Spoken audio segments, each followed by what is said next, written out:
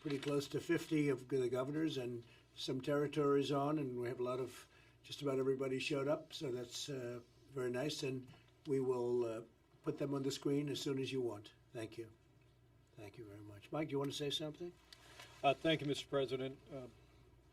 Thank you, Mr. President, and I want to add our thanks not only to the great team here at the National Response Coordination Center and FEMA, as FEMA takes the lead in implementing the policies that you approve from the White House Coronavirus Task Force. But as you do continually, Mr. President, I want to thank all the governors that are joining us today. Today is an opportunity to talk about the progress that we are making on mitigation, on testing, on supplies.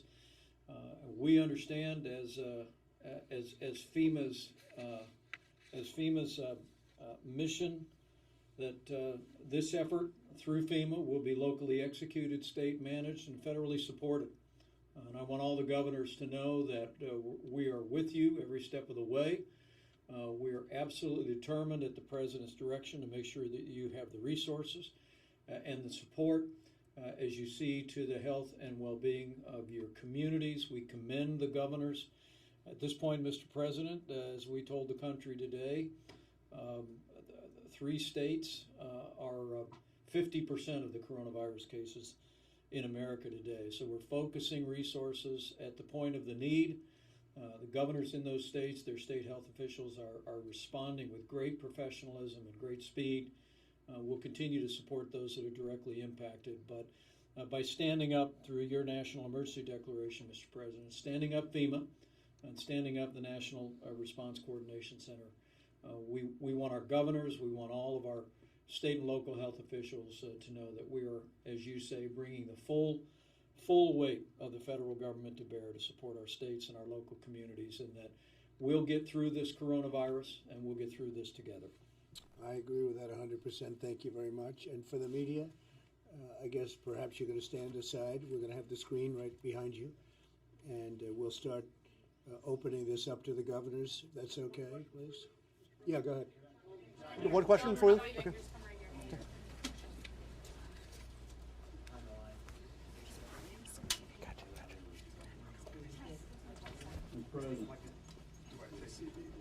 Okay, who is that speaking?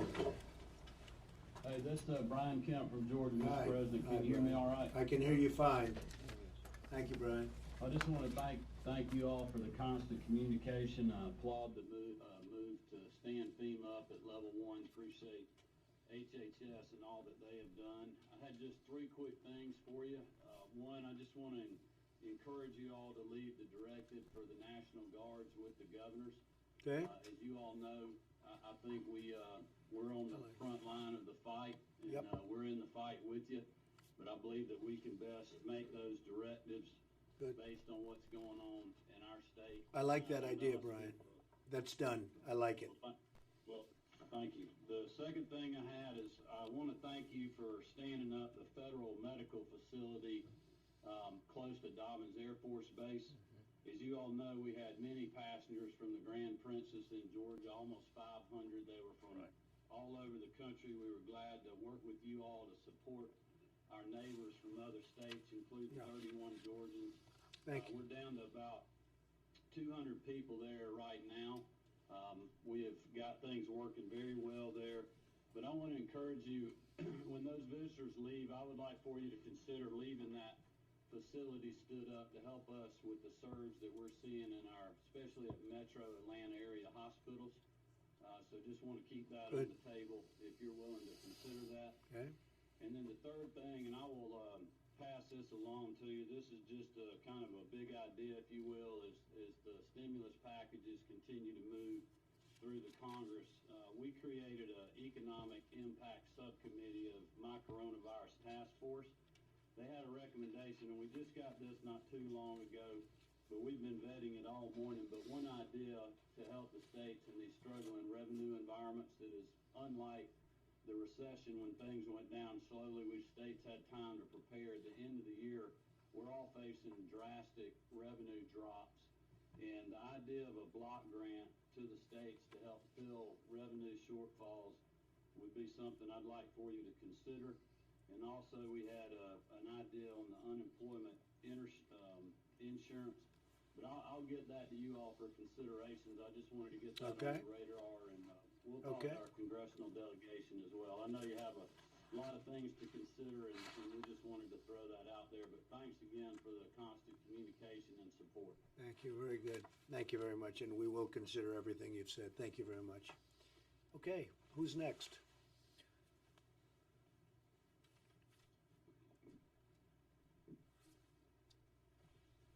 Next governor, please.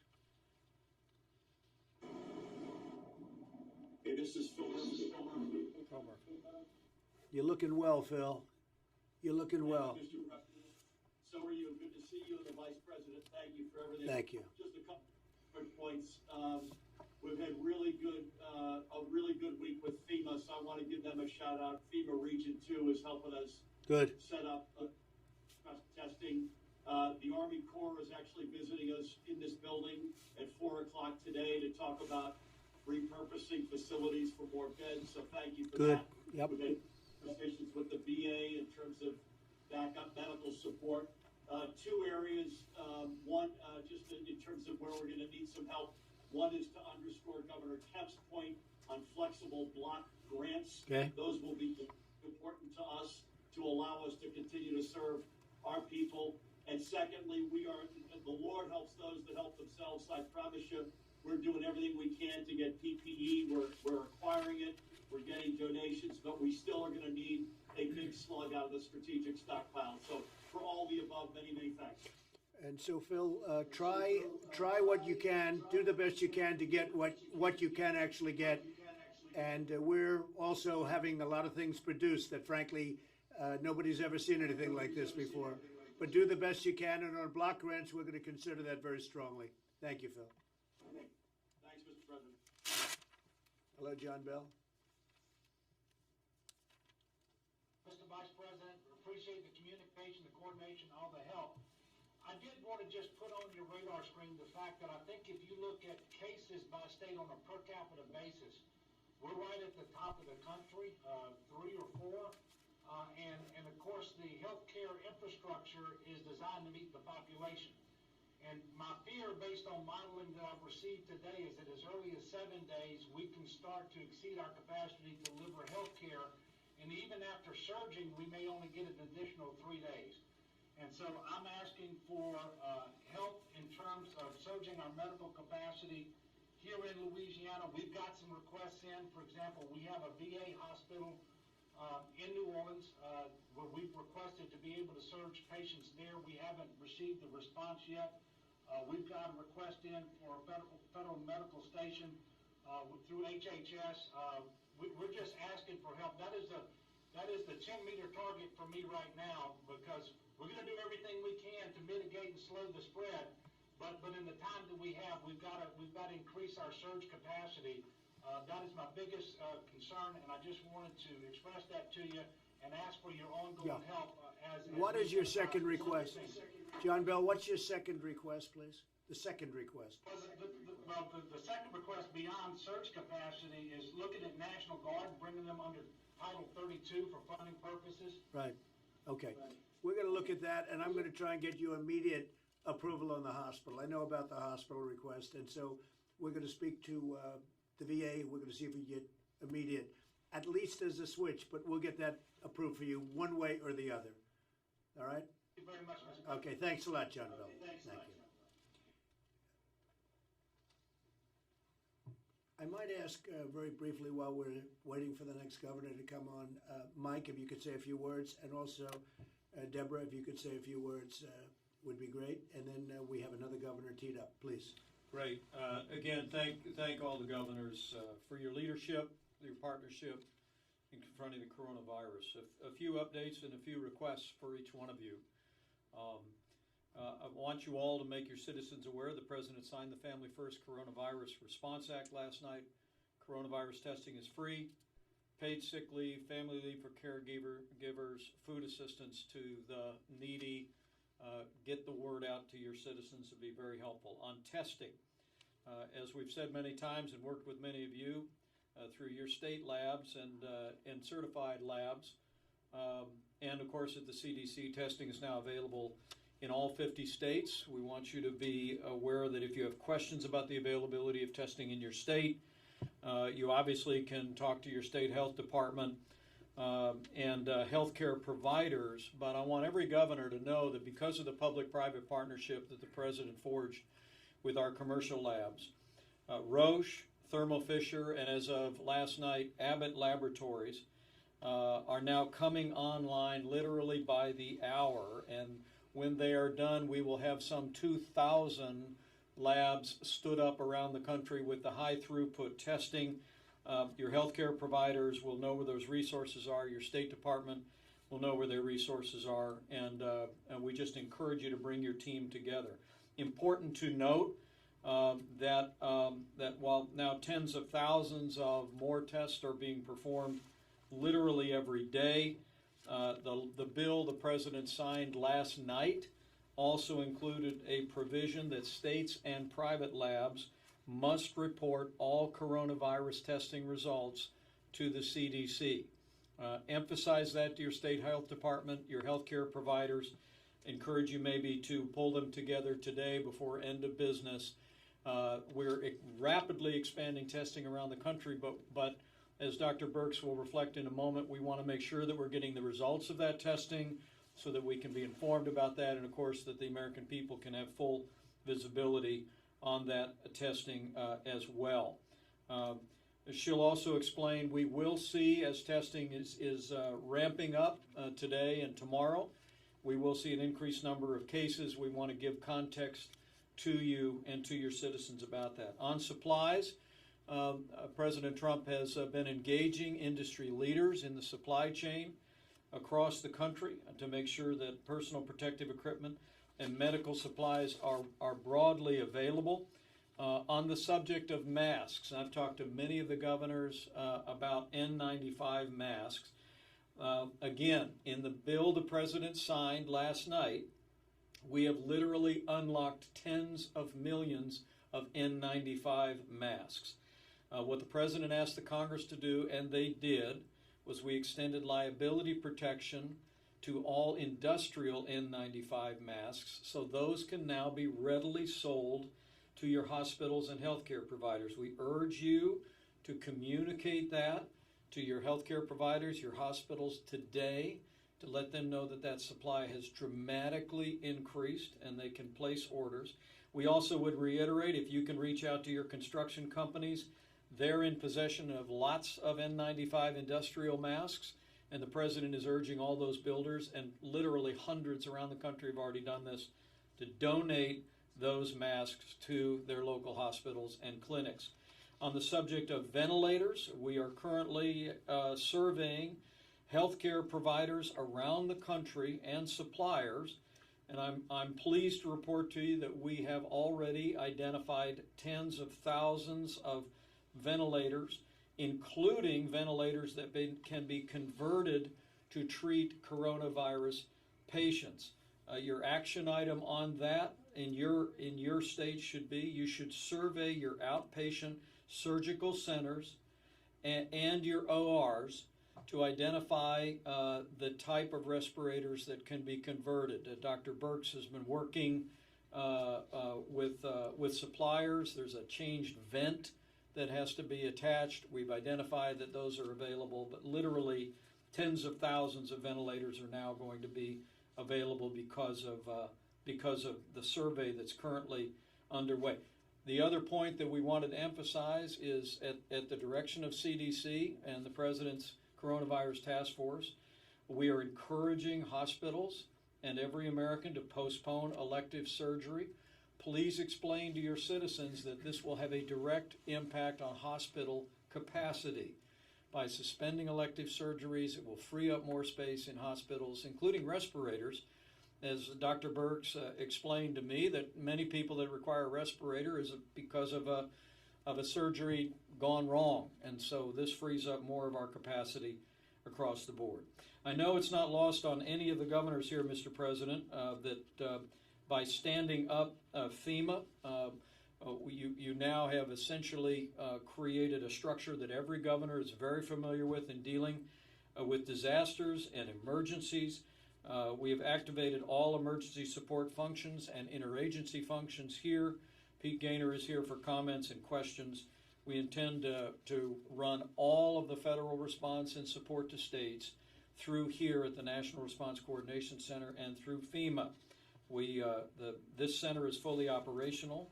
Governors, I want you to tell your teams that this NRCC will be connected to your states through your regional administrators and your state emergency operations center. This will be very familiar to all of you. Any questions that you have, the only thing that I would ask on the President's behalf, if there are issues that arise in your state, begin with your regional FEMA administrator. Literally 20,000 people work for FEMA. You all know what incredible people they are, and they're ready to go to work your issues. So with that, Mr. President, I might just turn it over to Dr. Birx with your permission, and she'll reflect on what we know about the data and what we know about the spread of the disease. But thank you for your bold leadership. Thanks for what you all are doing to implement the President's coronavirus guidelines. It's an honor to be serving with all of you. Thank you, Mike. Mr. President. Deborah? Thank you, Mr. President, Mr. Vice President. You should have received an analysis of the across the country COVID cases analyzed by state and counties, utilizing counties with more than 50 cases. Over 50% of the cases are in 3 states. Over 50% of the cases are in just 10 counties. So it's the 3 primary states of California, Washington, and New York, with the addition counties of New Orleans and Cook County. We are very concerned and remain concerned in urban areas where mitigation and social distancing is absolutely crucial. The issue of decreasing spread due to contaminated counters and other things in restaurants and bars, as well as movie theaters, is absolutely critical. So I know you're concerned about your hospitals, but critically, you need to make sure that all elective medical and surgical procedures and dental procedures have been canceled, that PPE is being utilized and transferred to the parts of your state that need it the most, that you look at all elective surgery centers, those are your outpatient surgical centers, and that staff to be your surge capacity. Those ventilators can be converted to be utilized, anesthesia ventilators to be used as ventilators. I think as we all work together to solve these solutions, I think unlocking the masks and the PPE from construction was absolutely key, as well as this ventilator situation. I think the federal government has been very proactive in ensuring that we've decreased bureaucracy and barriers to unlock these innovations. We believe that innovations will continue to come from the field, and we appreciate your frontline workers who have been informing us about their changes. It's important that we're tracking the data on a county by county as granularly as we can, because we can look at whether mitigation is working in those. We'll get feedback from your community. This will only be solved if every single person in every single community takes responsibility to ensure they're following the presidential guidelines that were put out several days ago for the 2 weeks of stopping this virus. So we will stay in close communication with all of you through FEMA. We're very excited about the full activation of FEMA to be able to provide a dialogue both up and a dialogue down, so that we can stay in closer communication, and so we can ensure that we have prioritized all stockpile elements based on the needs and the case structure that has been reported. Reporting becomes critical. If we can't see it, we don't know how to unlock the stockpiles. So this, both test negative and test positives, are going to be absolutely essential, as well as hospital admissions and CCU beds, so that we understand exactly what is required from the federal government. Thank you, Mr. President. All right, thank you very much. Mike, go ahead. Thank you, Mr. President. Just 2 brief points on the subject of testing. Admiral Goa is with us. The U.S. Public Health Service has built a model. So many of the states have already begun drive-through testing, are doing a yeoman's work in that space, and Admiral Goa is here to articulate to you how we can be supportive of that going forward and where we're rolling that out. Last point, the President asked me to emphasize, we want to encourage every governor on this call to convene your leading healthcare providers today to take inventory of your medical supply needs, and we urge you to remind them that they need to look to their supply chains first. We'll prioritize accordingly, and any states that are in the middle of critical response know that we will work with you to get you what you need. Other states, you need to talk to your healthcare leaders, providers, and make sure that they are going to the supply chain. And we encourage you to pull them together today to emphasize that point. Thank you, Mr. President. And thank you very much, Mike. And I want to get back to the governors. I do want to say, to me, something so big. The FDA has approved a compassionate use for a significant number of patients. We have a drug called chloroquine. A derivation would be hydroxychloroquine, which I hear even better about. It's a common malaria drug. It's been available, so therefore the safety level we understand very well. It's been relatively safe, and it showed very encouraging early results, really encouraging. If this works as well as hopefully it might, the FDA, which would have taken normally much longer to do under our great secretary, has been fantastic. The head of the FDA has been Dr. Hahn, Dr. Stephen Hahn. He's been fantastic. He got it approved very quickly. I won't even tell you how quickly, but let's put it this way. It's approved. And we're encouraging you to take a look at it. We have ordered a lot of it, and you can too. It's by prescription. It's a very powerful drug for malaria and also for various forms of very serious arthritis. But we think it has a very serious, very good impact on what we're talking about with respect to the virus. So you'll take a look at that and you can coordinate with us. But I think to me that's a game changer. You know about the vaccines are fine, but that will be a while before you can test them because you have to leave quite a bit of period. We are making tremendous progress on a vaccine, but it still takes a long while to test it. We're also studying this and other promising therapies, which is a therapy produced by Gilead, and that would be it's called remdesivir, and it shows great promise. And Regeneron is a company which is also working very hard on a drug, and it's also, they're doing very well. They are the ones that came up with a very successful solution to Ebola, and they've been a fantastic company. So we have some great things, but the ones that I mentioned are very good, but especially I think if you look at the first mention, could be a absolute total game changer. And with that, I think we'll go back to this is by prescription, but states can issue it, and we have it approved by the FDA. And I think it's going to be something that will be very interesting to see. We're going to know very quickly, but we've had some very good tests, and it's been successful. So let's take a look. To me, that's probably the most important thing that anybody can say, if it works.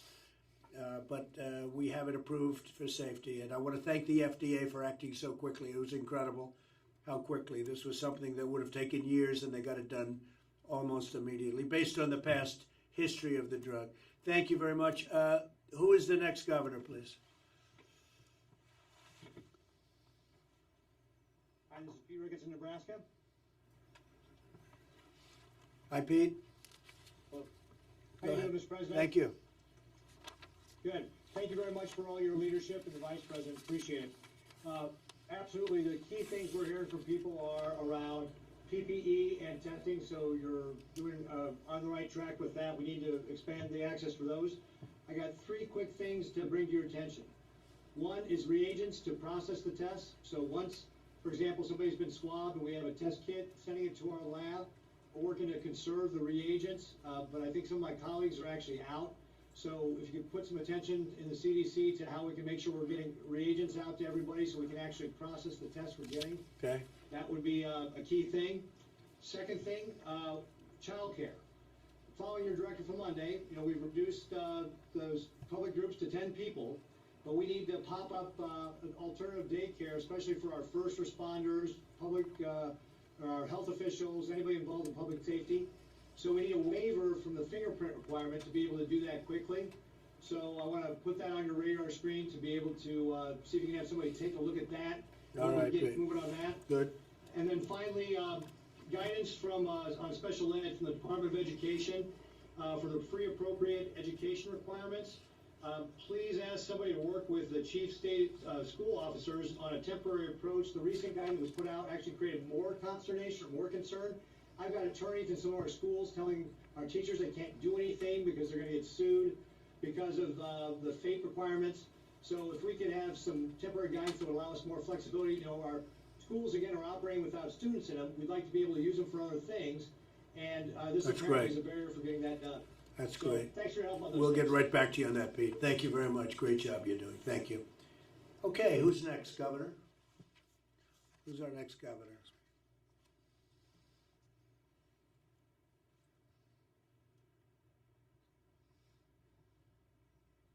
Next.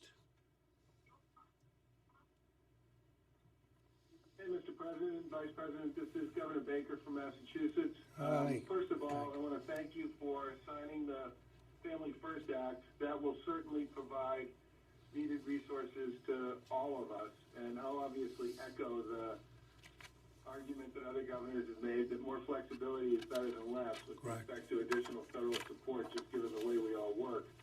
I just have two things on the PPE issue, which obviously is a huge issue for all of us. The first is, could you talk a little bit about the guidance you're going to offer, or just give us some guidance on how the implementation of the Defense Production Act is going to work with respect to trying to man up and generate additional capacity around the PPE stuff?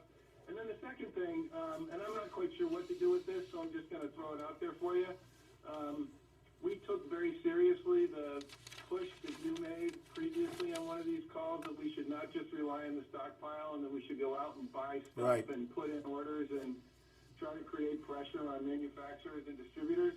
And I got to tell you that on 3 big orders, we lost to the feds. So my question is, could you give some of these guys some guidance that says, Yeah. if states are doing what the feds want and trying to create their own supply chain on this, that people should be responsive to that? Because Good. I got a feeling that if somebody has a chance to sell to you or has a chance to sell to me, I'm going to lose every one of those. All right, Charlie. Thank you very much. Well, we do like you going out, seeing what you can get, if you can get it faster. And price is always a component of that also. And maybe that's why you lost to the feds. I'll tell you, that's probably why. But I'm gonna ask Mike to discuss that because we have some, I think, brand new information. Please, Mike. Well, Charlie, we will take that back and appreciate the feedback. Secretary of HHS is here, and we want to facilitate all the states and the healthcare providers in your states to be able to access that supply chain as it becomes more robust. Specifically on the Defense Production Act, the president has activated the Defense Production Act, but he's not initiated any other action underneath it. And right now, what I can tell you is, as the president has brought together leaders of business and industry and supply chains, I think, Mr. President, you put it well when you talk about the spirit in American business about wanting to ramp up voluntarily to meet the needs that our healthcare providers have in this country is truly inspiring. And so the president has not yet exercised his authority under the Defense Production Act. He said he will if he needs to. But I think the president's perception, the team's perception is now, is American industry is stepping forward very aggressively, and with the changes that Congress just enacted and the president signed, we're going to continue to make more and more PPE available. And I will say this, Charlie, and for everybody, the country has really stepped up like I don't think we've seen it in many, probably decades. It's incredible the way they've stepped up. So we hope we can get rid of this thing quickly. Okay, thank you, Charlie. Next governor, please.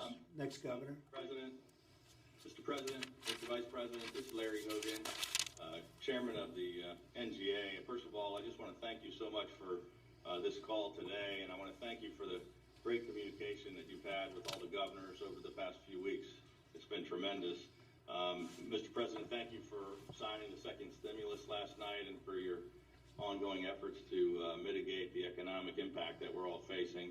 And thank you so much for appointing Vice President Pence, a former governor, to lead this crisis. He's been terrific in working with all of us and reaching out to us. Thank you, Larry. Yesterday we had a meeting of all the governors at NGA prior to this call, and we were getting you're getting a lot of input. You're being bombarded by 50 different people with different questions. We try to consolidate it down to kind of a group of concerns that all the governors agreed on were sort of our priorities. And we talked with Doug Holzer last night and gave those to the White House. And we want to just raise those issues, some of which you've already covered already in the discussion, but I just want to walk through them, just summarize this. There were 25, 30 different things all the governors were talking about, but these were the ones that were the most, there was most consensus on. Go ahead, Larry. One, it was, trying to dedicate at least 50% of the supplemental funding to the states, including some direct funding and acting quickly on waiver requests. You've done a great job with all of this funding.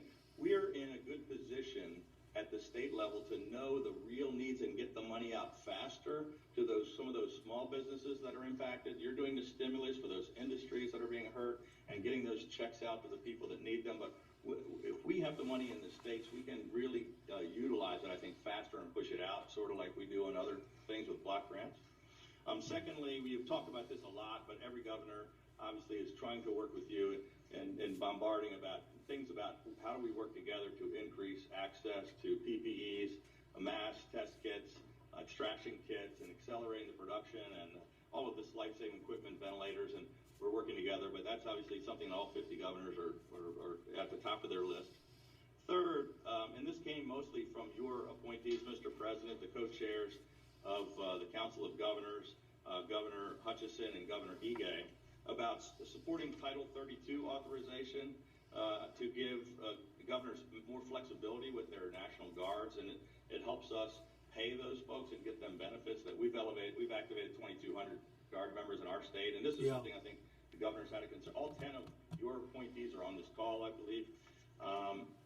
Providing some number 4, providing some guidance on implementation of the Defense Production Act, so we can kind of help work with Secretary Azar and give some thoughts about how the states could be more involved in helping that with some of the industries in our states. And lastly, allowing us some more flexibility for the completion of both the census and the real ID, because we're trying to not force people into like our MBAs. We've waived licensing requirements, so we don't have people trying to get renewals of licensing, and yet real ID requires us to get all these people in there by October 1st. So those are kind of 5 little things that all the governors want to address, some of which you've talked about. And I just want to, again, thank you. There's been tremendous cooperation. You have a terrific team that's been working, and I want to try to limit the people bothering you directly and calling the vice president's phone and blowing up cabinet secretaries. So I'll reiterate what I talked with the White House about last night, and that is, you mentioned it, Mr. Vice President, going through the normal FEMA process. It's great that you're being so willing to help governors personally, but I think things will happen better if you go through your regional FEMA coordinators and you got more people addressing these issues. But that's a summary of it. I just throw it out there, so thank you for maybe others on the team can touch on it. Well, thank you, Larry. And I think the FEMA is going to go great. We've done so much work with FEMA. Unfortunately, recently on a big tornado in Tennessee, you know that, and then last year on a big tornado in Alabama, and plenty of hurricanes. And we work also in California, largely in California, in the big forest fires, and FEMA does a job like no other. And so I think they'll be I know they're going to be a tremendous help. On the 2 points that are relevant, I'd like you to call Steve Mnuchin, and I'll speak to him later. Give him a little detail on those 2 points, please, so that while we're doing this with the Senate, we're getting a lot of cooperation from Democrats and Republicans. Maybe you can make those 2 points a little bit with Steve, because That's a great a few idea. people do agree with that. Okay? Thank you. Thank you very much, Larry. Thank you, Mr. President.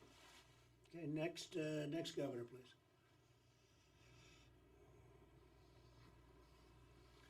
Mr. President, if I might, before the next governor speaks, I might, with your permission, Pete Gaynor could give us a couple minutes.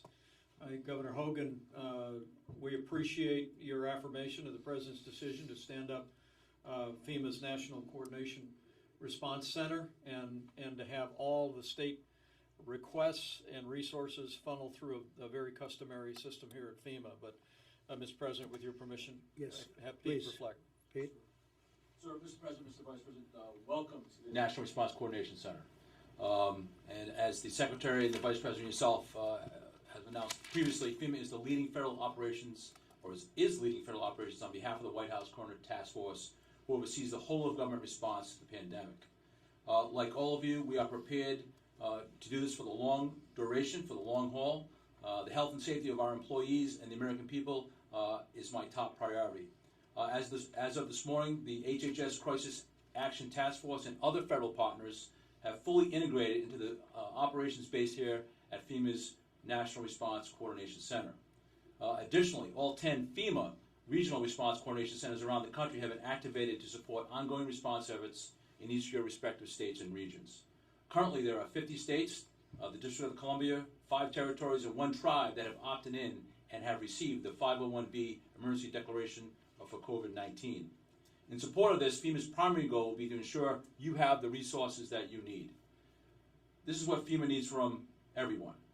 The FEMA regional administrators will continue to coordinate closely with you and your teams to determine the type and level of support you need as you continue to respond to this dynamic threat.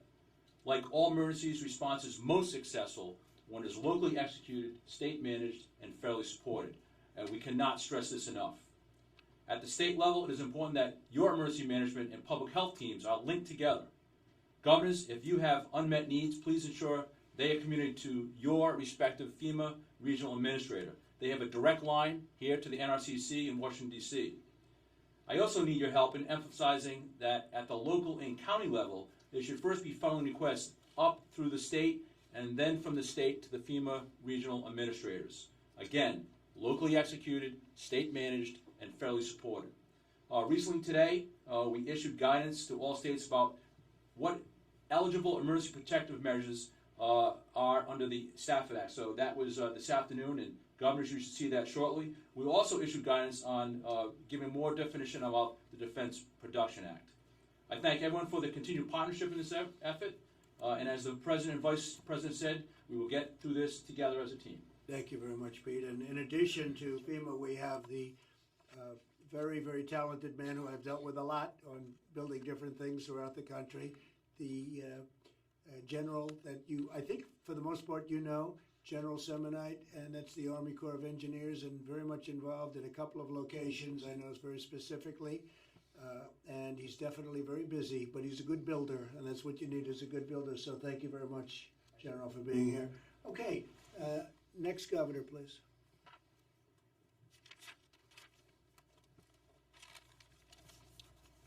I don't know.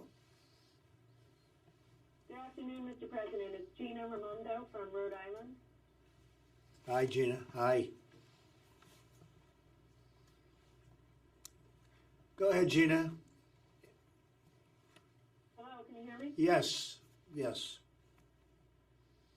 Hi, sorry about that. Good That's afternoon, Mr. President and Mr. Vice President. I also want to echo what others have said and add my gratitude for your transparency, and especially the Vice President, who's been very gracious and generous with his time and getting on the phone with me a few times. I very much welcome the opportunity to work with FEMA, and I know we're in good hands because prior to coming to D.C., Pete Gaynor was my EMA director here, so you picked a fine man. That's and good. It gives me to hear his voice on the line. That's great.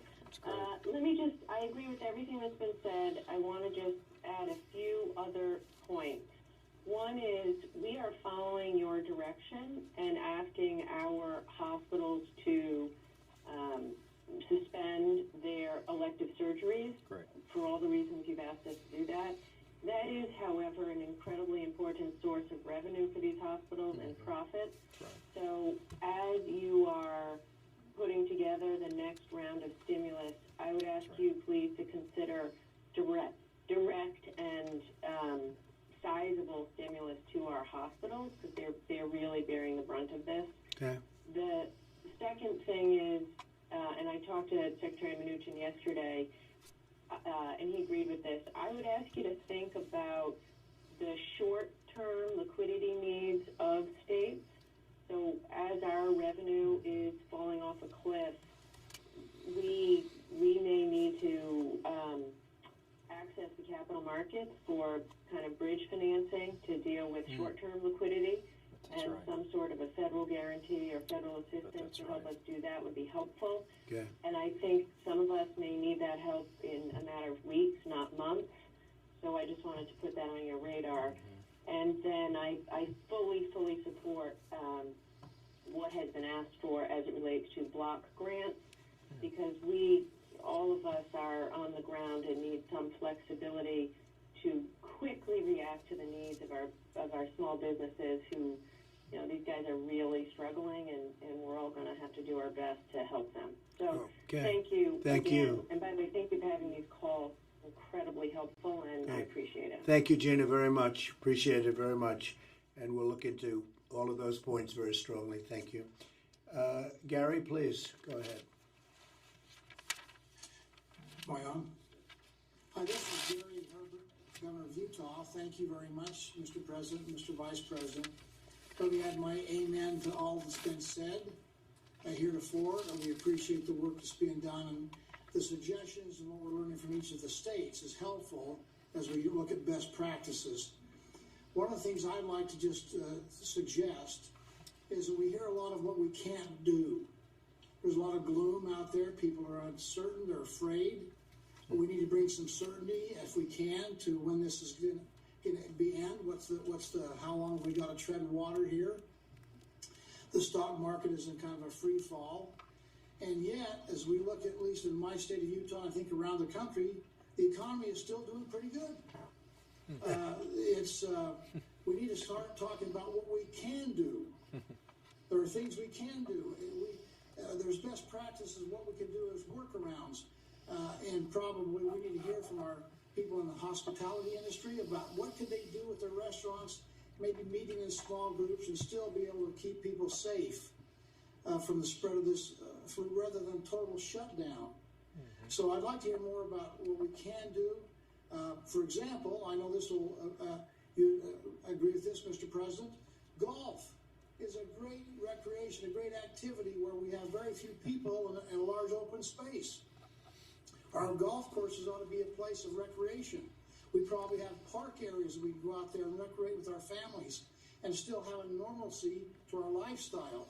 So it's not just what we can do, but what we can do and what we can find from best practices to see what we can do to adapt, innovate, and be able to succeed during this troubled time. So I'd like to hear more optimism to give us hope and confidence in the future, which I think will translate to the public. Good.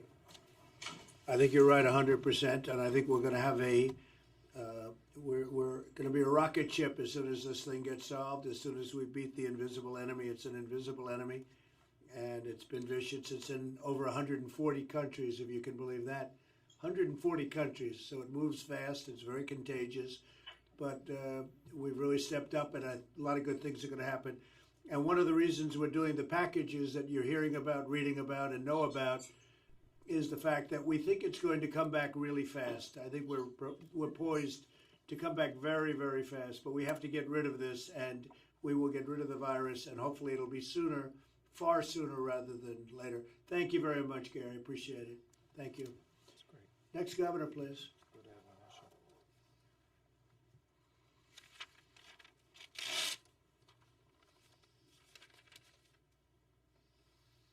Mr. President, this is Gretchen Whitmer from Michigan. Hi, Gretchen. I'd like to get the call with you. I want to thank you for the policy on the Canadian border. Michigan relies on a lot of medical care professionals coming across that border, and so grateful that it was a thoughtful policy. Good. And, I'm not going to waste your time echoing all the comments my colleagues have made, though I see the wisdom, and I'm grateful that they've made them. I wanted to just quickly touch on the auto industry. Obviously, coming from Michigan, my colleagues across the country also have serious investments from the auto industry, and we're concerned about liquidity up and down the supply chain and all of the great people that have made the backbone of our economy hum for so long. And I'm just hopeful that as conversations happen around industry, and we will keep this important sector front and center, because we are concerned about ensuring that they have got some paths out to and back to prosperity as well. Well, thank you very much. You're right, 100%. We're watching the auto industry very much. We're going to be helping them out at least a little bit, and they've sort of requested some help, and it wasn't their fault what happened. So we'll be taking care of the auto industry, and I appreciated very much your comments. Thank you. All right, next governor, please. Thank you.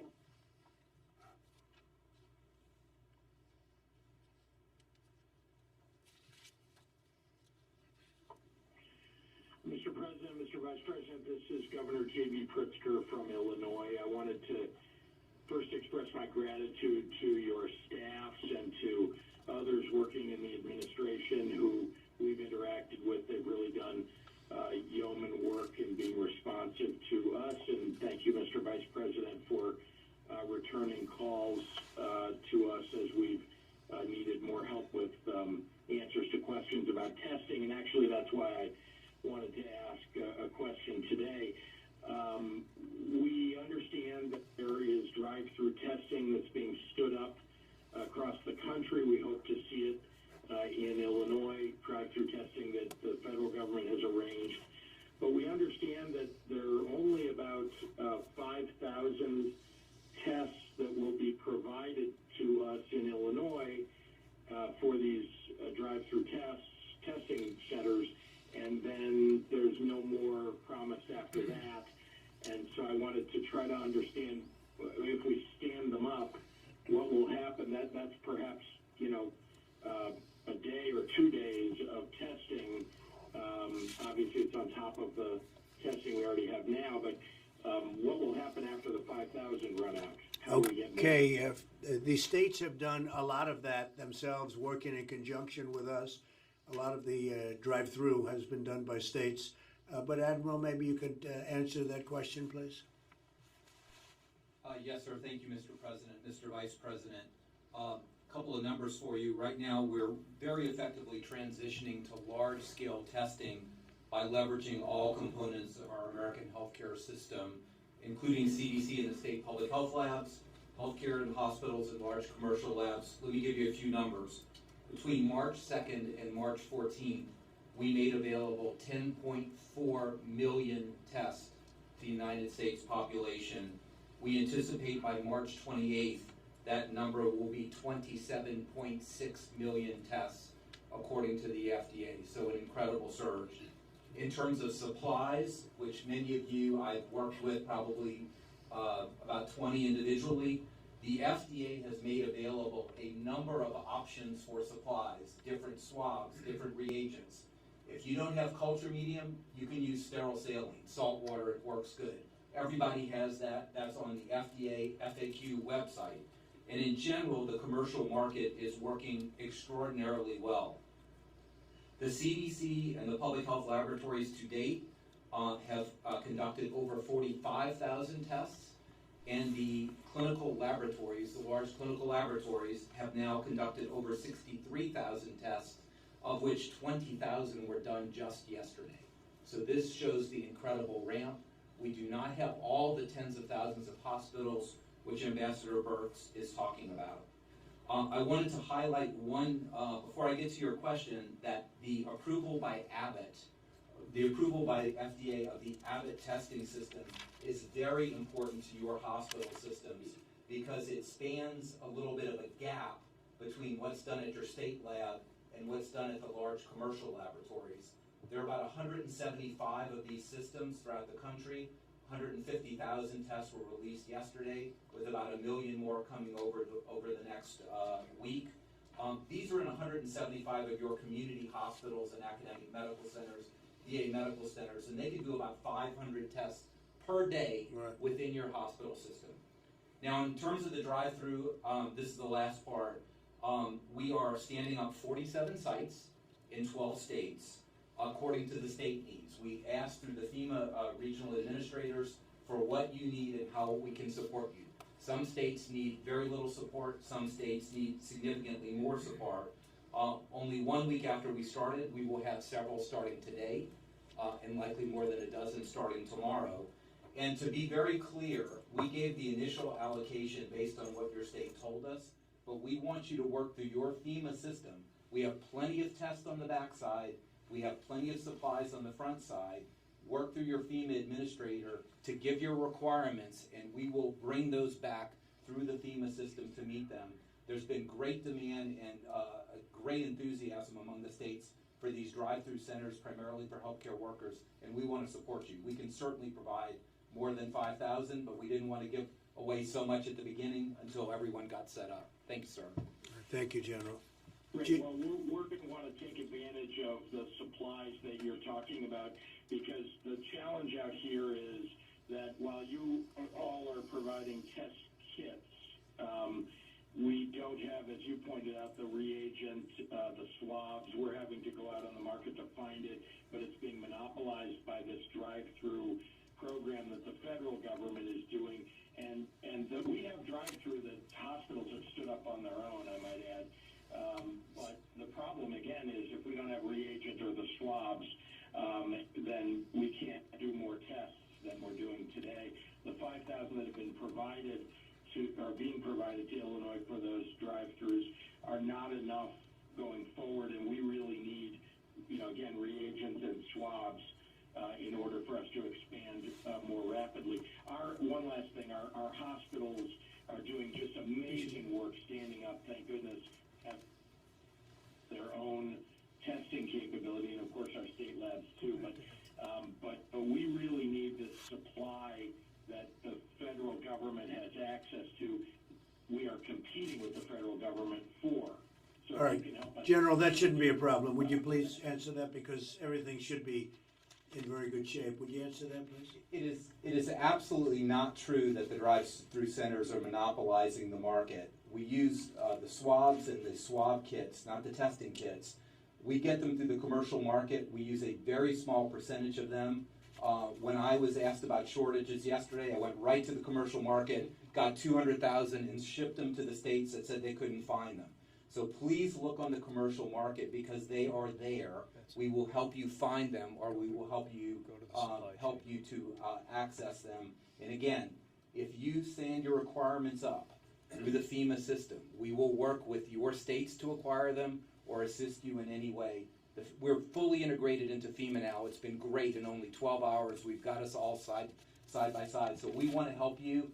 We appreciate the enthusiasm, and there will be more than 5,000 available to you either through the commercial market or we will assist. In fact, last night we bought 250,000 swabs, and they got distributed all over the country to the various states and the states that needed them the most. So, JB, any problem, call me up, but there should be no problem with that at all. Thanks a lot, JB. Thank you, Mr. President. Thanks, JB. Next, Governor, please.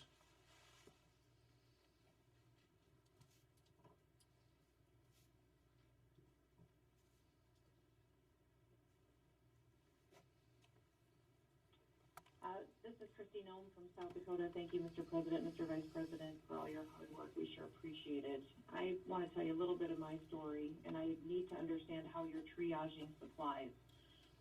We, for 2 weeks, were requesting reagents for our public health lab from CDC, who pushed us to private suppliers who kept canceling orders on us. And we kept making requests, placing orders. The morning we would expect the supply, all of a sudden we get a cancellation notice, and we're working through all the set-up channels of the federal government to get it resolved until we ran out and were unable to process any tests in the state of South Dakota, because I have the only lab that is operating today. I have no commercial outside labs whatsoever. Then I find out this morning, after we had to get a little pushy with a few people, getting, thanks to the CDC, a shipment of reagents this morning and started testing again, which was good as the backlog was getting there, and we were only processing and able to start processing this morning the high-risk samples as well. Found out that one of my hospital systems received reagents when they haven't even been an FDA-approved lab and aren't even ready to start processing yet. So they've received what I was trying to get for 2 weeks when they're not even an approved lab, not even set up and running. And I'm trying to figure out how we're triaging supplies that we need, especially when I'm the only lab that operates in the state and we were going through the channels the correct way and using and searching and asking. I'm probably the one that my other colleagues were referring to that was asking for reagents from all of them for days. All right, we hear it. We got you, Chris. Trying to solve our problem. Very good. Alex, please. Forgive me, Could you but respond to that? I just don't want to be not be a priority area because we're a smaller state or less populated. That will never happen to you, and it will never happen to your state. Okay, go ahead, please. No, absolutely, Governor. Okay. And The Governor. second thing I need is Governor, this is Secretary Azar. We absolutely want to make sure you get what you need there. There are many different reagents that can be used. So after this call, we'll get on with you to help make sure you're getting what you need. That hospital, I don't know how they got their supplies. They probably bought them on the open market. There's $1 trillion of open market supply. That's where most entities are buying. That's where hospitals buy their supplies from and states can buy from. But I'd encourage you first, please let that need be known to your FEMA regional director so that it goes into your normal process there. But given this special issue here that's a CDC test, we're going to get on with your team right away after this call and we'll get that issue solved for you. There is tremendous supply. Deb, please go ahead. So what might have happened is Thermo Fisher got approved. There's Thermo Fisher labs in major hospitals in South Dakota, and I told them to prioritize states that had not received Roche commercial assays and did not have LabCorp or Quest or one of the others. So your hospital, I'm not sure what you mean they're not certified. If they have a Thermo Fisher platform, they are certified to run this assay under full FDA. So there will be a lot of commercial hospitals in your state that will have access to these commercial laboratories outside of the CDC tests. I understand about your state and local labs and them using, in your public health labs, using the CDC assay, but we're trying to strengthen your individual hospital's capacity where normal assays are performed for your public. Thank you, Christy. Thank you very much. Next governor, please. Yes, thank you, Mr. President. Thank you, Christy. Next governor, please. Can I just touch on two other things, Mr. President? Go ahead. Go ahead. I think we got cut off. Next governor, please.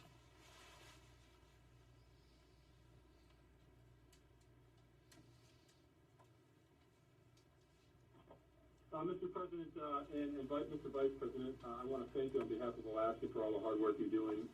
We're like other states, we're doing the best we can.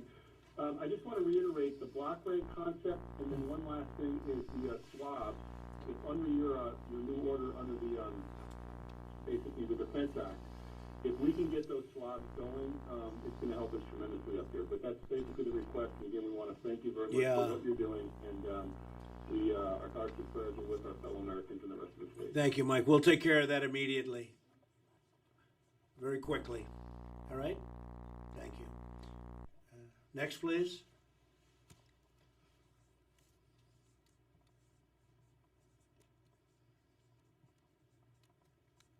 Mr. President, Mr. Vice President, it's Governor Lujan Grisham in New Mexico. Oh. Can you hear me? Yes. Hi.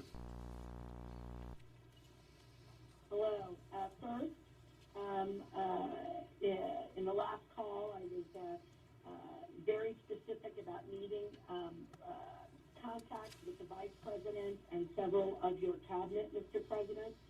That happened in short order. In fact, the Vice President, thank you, Mr. Vice President, was in touch with us immediately. Good. And it has, in fact, made a difference. I do want to maybe offer a suggestion, and then quickly I have two more questions if that's all right, Mr. President. Go ahead.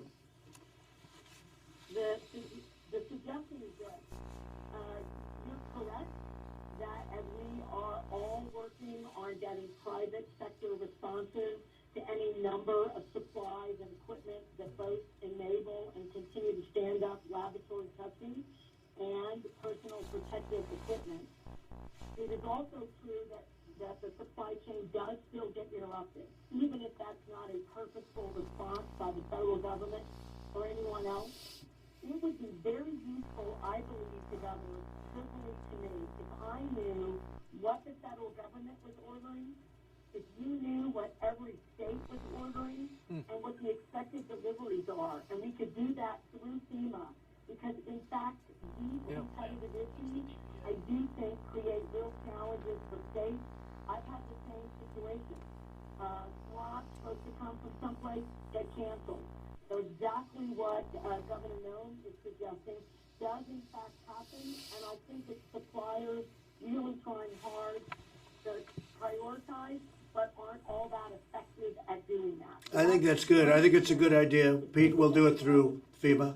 You'll coordinate that. So Pete is here. We'll do it through FEMA. That's the way we want to do it. Okay? What's next?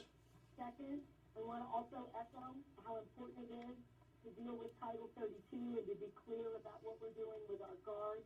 I spoke with Secretary Esper, and we want to stand up a combat support hospital because one of my units has been deployed to Poland.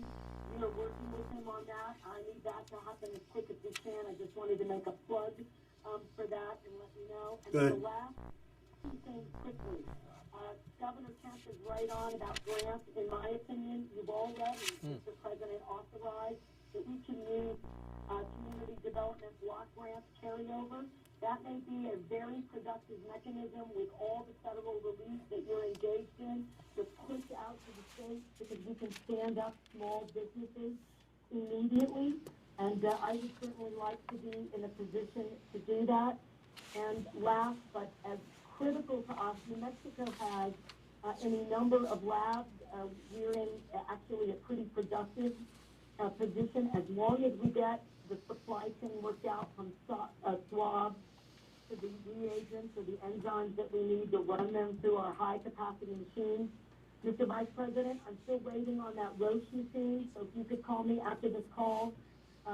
The others are coming online, and I need the Secretary for the Department of Energy, and he's wonderful, Roulette, to give us permission to stand up our labs at our national laboratories. Right. If we get this done, we're doing as well as can be expected in this crisis, sir. Thank you very much. We'll get it done. Thank you very much. All right. We have 4 more governors. Thanks. Let's go. Who's next?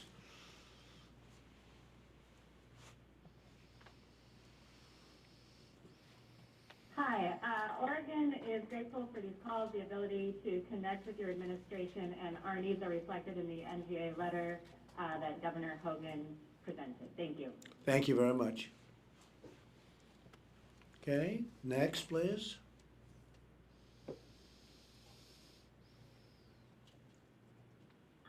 Doug Burgum from North Dakota, also chair of Western Governors. Mr. President, Vice President, thank you for your leadership. We had a previous call, brought up the risk in tribal area. Yesterday, the White House held a tribal call. Over 900 people participated on that call. You pulled together with White House leadership, the leaders of the BIA, the Bureau of Indian Education, the Indian Health Services. There's more money on the way, so thank you for your fast response. Number 2, on behalf of Western Governors, you've heard it from Georgia, New Mexico, and Rhode Island, my colleagues there, but block grants to the states would allow us to move quickly to not only support small business, but really help support the economy and help solve this crisis. And then lastly, you made a commitment last week during this time of $25 WTI oil prices to fill up the petroleum reserve of the U.S. That will save billions of dollars. Great move. And again, thank you all for your leadership. Thank you, Doug, very much. Thank you. Okay, next, please.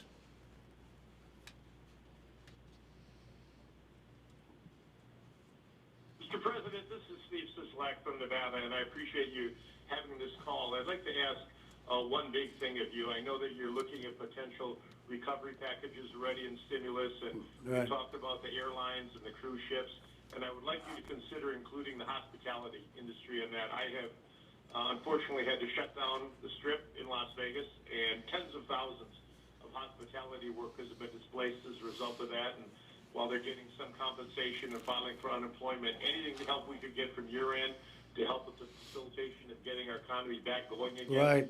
would go a long, long way. This is our number one industry in Nevada. And Yeah. I know we've got other parts of the country with the theme parks and whatnot, and these folks are lower wage sometimes. It would definitely be helpful if we could include them in any recovery package that is brought forward. I think it's a great idea. Thank you very much. I think it's something we'll be thinking about it. Thank you, Governor. Next, please. And this is our final question. Mr. President, Brad Lowell in Idaho. The governors, we talked about the ventilator crisis as we get further down the road. I know Governor Inslee is there at that point now. I've heard rumors that the car industry might start manufacturing them. And then we've talked about using laser technology, laser printing to make the parts.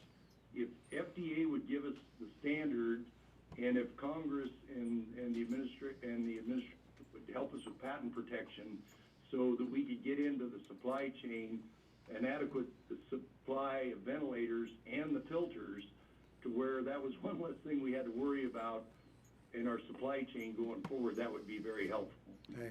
And we can do that too. That's great. We can do that easily. Thank you. Thank you, Brett. Well, ladies and gentlemen, thank you very much. It's been an honor to be with you. We'll do this probably often until this gets solved. Feel free to call me, the Vice President, anybody at the table, anybody in the room, except for the media. Don't call the media. And we will see you at the next one. Thank you all very much. Thank you.